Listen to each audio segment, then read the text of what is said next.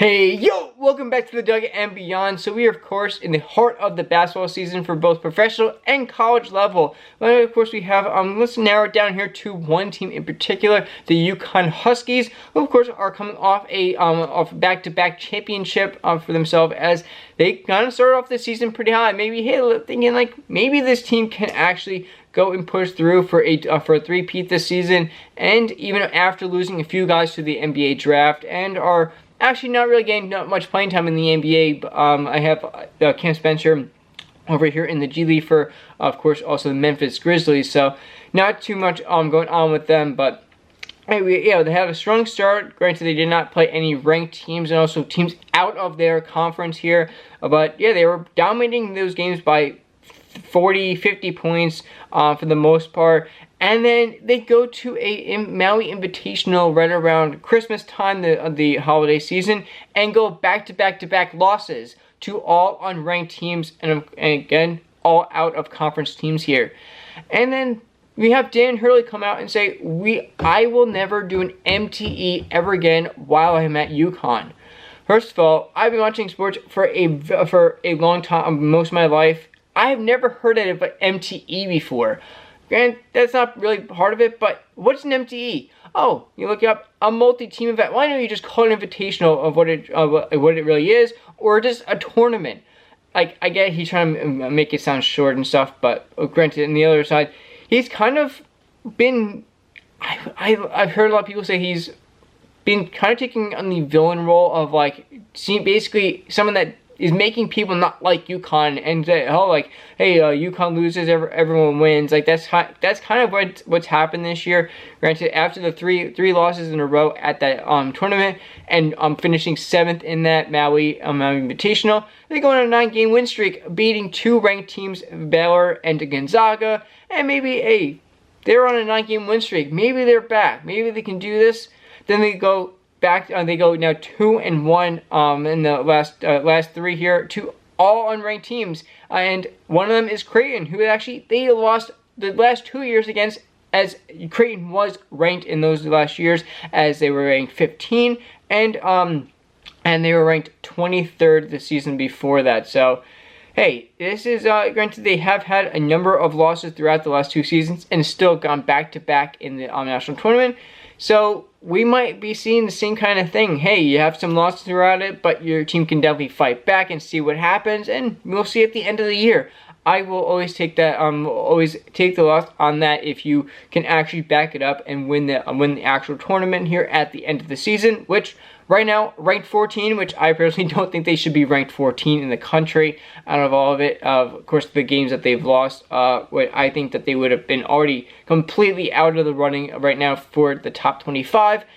If anything, I would make them like a 20 or 21 in the country, not a 14, which I think is way too high. But not only that, but we also have Dan Hurley before last season say, hey, come and get us. This is we're going to go big. We're getting the recruits we need to be the team that you want to go out and beat to win the national tournament, and know that you are good enough to win everything if you can do this. And then he goes on to, of course, win the next tournament. Hey, congrats! You use your team stood up to what you were saying, and you went out there and won. So maybe it was. And then what happens in the off season? Yeah, he gets 2 offers, 2 massive offers here as a head coach, and one was to go be a coach for the Los Angeles Lakers, the NBA, for 6 years, $60 million. And also he gets another contract from Uconn as an extension for 6 years for $50 million. And we all know what he took at the end. It was the Uconn job for the $10 million less. But with me, the way I see him talking and how he's kind of throwing a fit at a lot of these games, he's kind of like thinking that he should be getting all these calls throughout the game, and that really the team shouldn't be getting the calls that they are not getting. So I respect the ways that they are getting, that the games are being called for a lot of these times, but I'm actually thinking that it was a good idea that he didn't take the NBA job because, again, we all know the whole Lakers in the last couple of years, you have, oh, like, you're coaching LeBron's team. You're not coaching that team. It's LeBron's team that he's coaching. He's controlling the entire thing. So they get, of course, JJ Redick in there, a great three-point shooter and a legend of the NBA also. So, and I think he's also played with LeBron, so he had an idea of how to kind of handle the whole situation. And coming into that part of like, hey, I've been in the NBA for many, many years. I know how it is. I know the coach. I know the players already. I'm literally coaching a guy who I played with and had played against also. So it kind of was a good transition. And there's also some guys on the team are very good three-point shooters, and JJ Redick is a great three-point shooter. So I think that was actually a good fit, even though they're not doing as good as they would hope on the season so far. But yeah, in the end, that was definitely a good decision. I think a better decision by Dan Hurley to take this contract for $50 million for 6 years at Uconn and continue it. But I think he's just kind of taking on that villain role throughout this in a weird way. But yeah, this is definitely not what you expected from Uconn. And to kind of come in here and say, hey, yo, we're getting all these we're getting these recruits and stuff, and having this kind of go our way the last couple of years. And hey, we're the team to beat now. Not anymore, man. Not anymore. You have a massively good SEC conference. Almost the entire conference is ranked. It's kind of absurd at this point. It's unreal actually how many. I think it was over half of the SEC is actually ranked at this moment, which congrats to them on it.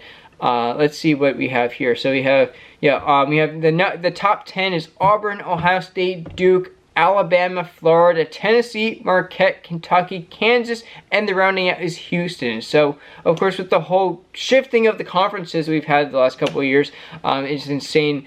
We have, I think it's, and then we of course have the top 25 where it brings in even more SEC teams. Where I think the bottom here SEC team, I think Baylor is in the SEC, but I'm not exactly sure. Let's see where they are. No, they are in the Big 12. I should have.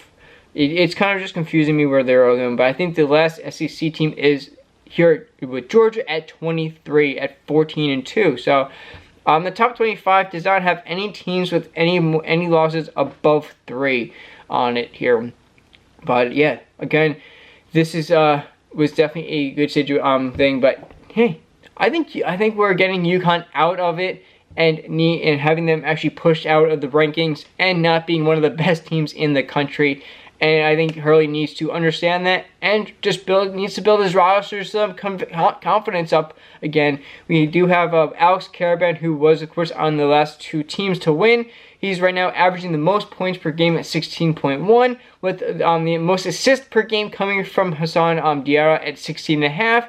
And the best field goal percentage on the team is coming from Samson Johnson at 77.5 on this team. But in the long run, I think UConn's time has come and went, unless they can kind of pick up a little bit more pace at the end here. And hey, I will take the full loss on calling them out here if they do end up doing well in the NCAA tournament. Which right now my team first of all, this team is not making it in. Unless they do win that on their single bid for the MAC.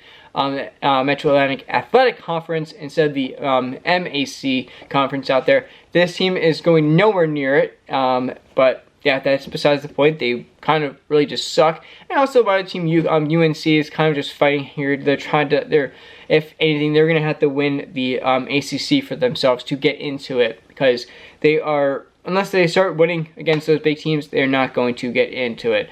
But yeah, UConn's time has come and went, I think. And I will again back off and concede my loss if they do well in that tournament. But yeah, I'll see you in the next one. Peace!